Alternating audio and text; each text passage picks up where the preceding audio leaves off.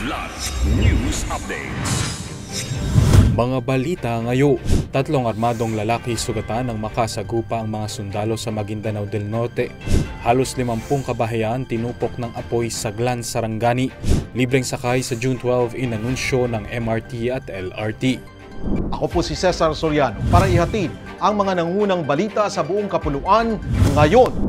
Sugatan ng 3 miyembro ng armadong grupo matapos makasagupa ng kasundaluhan sa Barangay Poblasyon, Talitay, Maguindanao del Norte nitong Hunyo 4. Ayon sa ulat, nagtungo ang mga tauhan ng 1st Mechanized Infantry Battalion sa lugar upang pumagitan sa dalawang nagkaalitang grupo.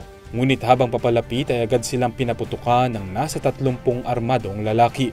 Dahil dito ay napilitang gumanti ang mga sundalo na nagresulta sa pagkasugat ng 3 kalaba. Na-recover din ang 4 na matataas na kalibre ng baril at illegal na droga. Agad ding isinugod sa ospital ang mga sugatan at kalaunay ita-turn over sa Talitay MPS para kaharapin ang mga kaso laban sa kanila. Aabot sa halos 50 kabahayan ang tinupok ng apoy sa Barangay Poblasyon, Glan, Sarangani Province kahapon ng madaling araw.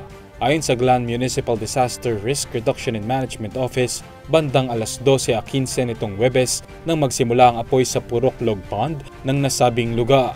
Pansamantalang naninirahan ngayon sa evacuation center ang mga pamilyang apektado ng suno. Nagbigay na rin ng tulong pinansyal ang lokal na pamahalaan ng Glan sa mga biktima. Patuloy pa rin ang investigasyon sa sanhi ng sunog at kung magkano ang halaga ng ari-arian ng tinupok ng apoy.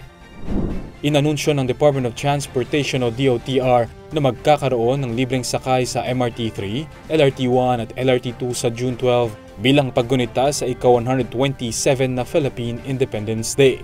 Sa magkakahiwalay na Facebook post, mangyayari ang libreng sakay mula alas 7 hanggang alas 9 ng umaga at mula alas 5 hanggang alas 7 ng gabi. Ayon kay LRTA Administrator Attorney Hernando Cabrera, simbolo ito ng pasasalamat at paggunita sa Araw ng Kalayaan ng Pilipinas at bilang pagpupugay sa tapang, sakripisyo at pagmamahal sa bayan ng mga Pilipinong bayani. Taon-taong ipinagdiriwang ng Pilipinas ang Independence Day bilang regular holiday upang gunitain ang kalayaan ng bansa sa kamay noon ng bansang Espanya. Para sa Kidlat News Channel, ako si Renza Lenon, nag-uula. Ako po si Cesar Soriano. Palagi niyong kasama sa bawat pagputo ng balita.